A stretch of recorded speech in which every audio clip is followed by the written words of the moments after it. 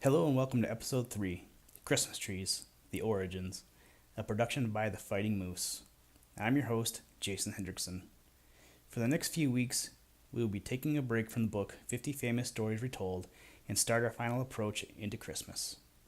This week, we will look at the origins of the Christmas tree as we look at a story from Germany and the story of how Santa Claus gave us Christmas trees. I hope you enjoy. Let's begin.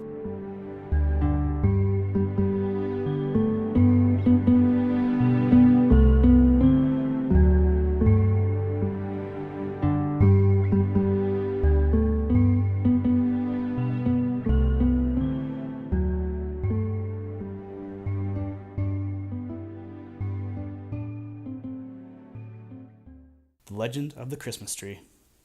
Most children have seen a Christmas tree, and many know that the pretty and pleasant custom of hanging gifts on its boughs comes from Germany. But perhaps few have heard or read the story that is told to little German children respecting the origin of this custom. The story is called The Little Stranger and runs thus. In a small cottage on the borders of a forest lived a poor laborer who gained a scanty living by cutting wood.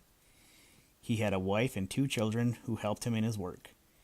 The boy's name was Valentine, and the girl was called Mary. They were obedient, good children, and a great comfort to their parents.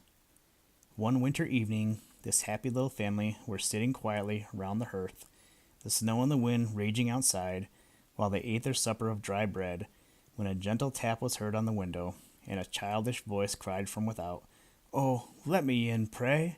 I am a poor little child, with nothing to eat, and no home to go to, and I shall die of cold and hunger unless you let me in." Valentine and Mary jumped up from the table and ran to open the door, saying, "Come in, poor little child. We have not much to give you, but whatever we have we will share with you." The stranger child came in and warmed his frozen hands and feet at the fire, and the children gave him the best they had to eat, saying, "You must be tired too, poor child. Lie down on our bed. We can sleep on the bench for one night."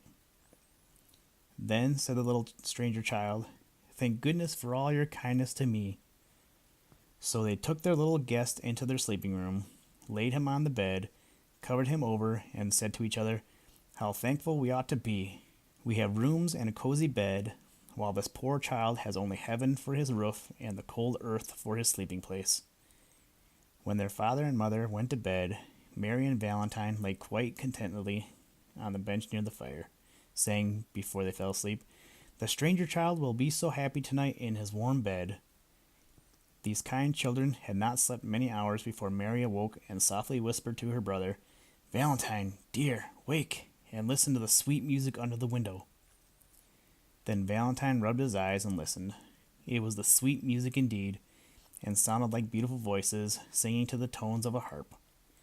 "O holy child, we greet thee, bringing sweet strains of harp to aid our singing.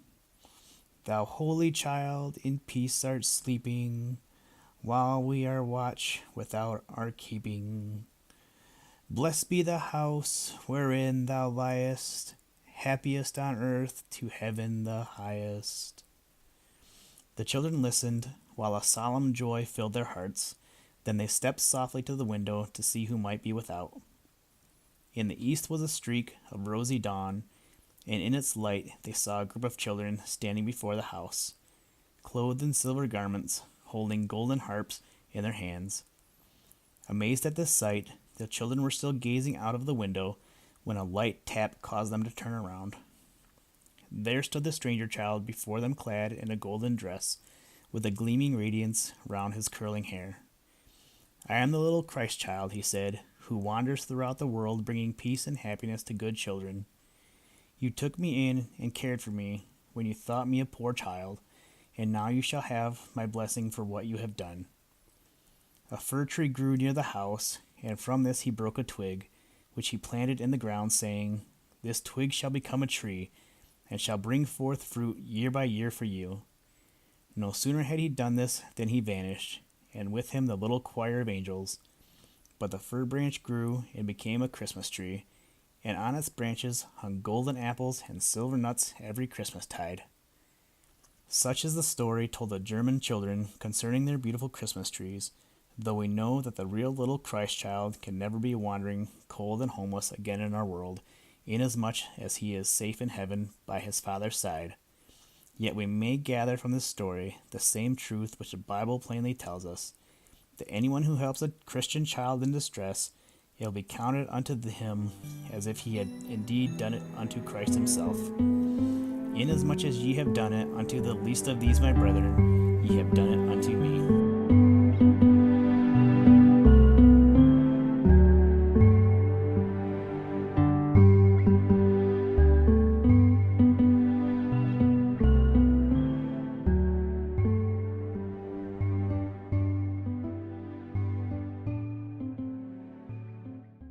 The first Christmas tree. Claus had always kept his promise to the Knooks by returning to the Laughing Valley by daybreak, but only the swiftness of his reindeer has enabled him to do this, for he travels over all the world. He loved his work, and he loved the brisk night ride of his sledge and the gay tinkle of the sleigh bells. On that first trip with the 10 reindeer, only Glossie and Flossie wore bells, but each year thereafter for 8 years, Claus carried presents to the children of the Gnome King, and that good-natured monarch gave him in return a string of bells at each visit, so that finally every one of the 10 deer was supplied, and you may imagine what a merry tune the bells played as the sledge sped over the snow. The children's stockings were so long that it required a great many toys to fill them, and soon Claus found there were other things besides toys that children love. So he sent some of the fairies, who were always his good friends, into the tropics, from whence they returned with great bags full of oranges and bananas, which they had plucked from the trees, and other fairies flew to the wonderful valley of Fairyland, where delicious candies and bonbons grew thickly on the bushes, and returned laden with many boxes of sweetmeats for the little ones. These things Santa Claus on each Christmas Eve placed in the long stockings, together with his toys, and the children were glad to get them, you may be sure. There are also warm countries where there is no snow in the winter, but Claus and his reindeer visited them as well as the colder climes, for there were little wheels inside the runners of his sledge, which permitted it to run as smoothly over bare ground as on the snow. And the children who lived in the warm countries learned to know the name of Santa Claus as well as those who lived nearer to the Laughing Valley. Once, just as the reindeer were ready to start on their yearly trip, a fairy came to Claus and told him of 3 little children who lived beneath a rude tent of skins on a broad plain where there were no trees whatever. These poor babies were miserable and unhappy, for their parents were ignorant people who neglected them sadly. Claus resolved to visit these children before he returned home, and during his ride he picked up the bushy top of a pine tree, which the wind had broken off and placed in his sledge. It was nearly morning when the deer stopped before the lonely tent of skins, where the poor children lay asleep. Claus at once planted the bit of pine tree in the sand and stuck many candles on the branches. Then he hung some of his prettiest toys on the tree, as well as several bags of candies. It did not take long to do all this, for Santa Claus works quickly, and when all was ready he lighted the candles and thrust his head at the opening of the tent and shouted, "Merry Christmas, little ones!" With that he leaped into his sledge and was out of sight before the children, rubbing the sleep from their eyes, could come out to see who had called them.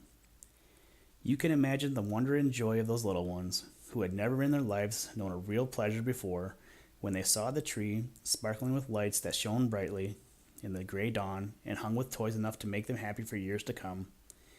They joined hands and danced around the tree, shouting and laughing until they were obliged to pause for breath, and their parents also came out to look and wonder, and thereafter had more respect and consideration for their children, since Santa Claus had honored them with such beautiful gifts.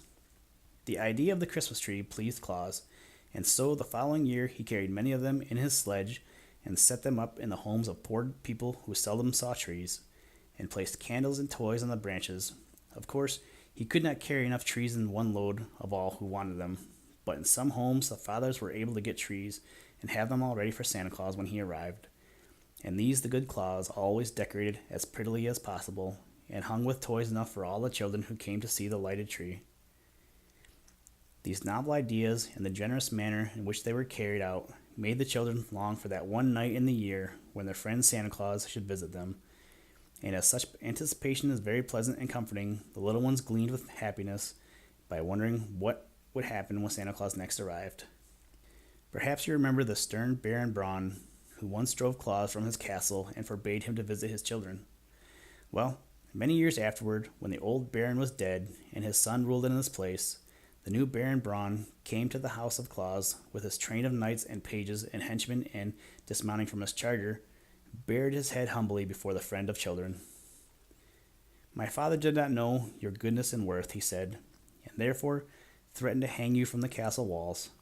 But I have children of my own who long for a visit from Santa Claus, and I have come to beg that you will favor them hereafter as you do other children."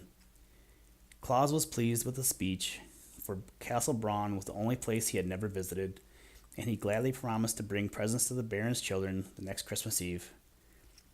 The Baron went away contented, and Claus kept his promise faithfully. Thus did this man, through very goodness, conquer the hearts of all, and it is no wonder he was ever merry and gay, for there was no home in the wide world where he was not welcomed more royally than the king.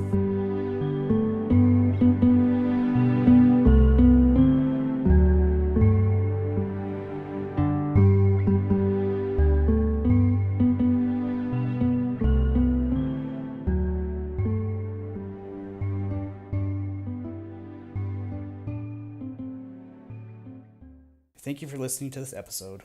We hope you have enjoyed these stories and encourage you to take a look at our webpage, www.thefightingmoose.com, in order to get more information and downloads. Coming up on the website, there will be a link to A Christmas Carol by Charles Dickens. This will be released in 5 parts, a new part each week. As I close, I would like to take a moment and remind you that as you make your way throughout the day, please remember to do a random act of kindness. In this Christmas season, there are many opportunities to spread good cheer to others and the less fortunate. Please take the time and help if you can, and let's try to make this a season to remember.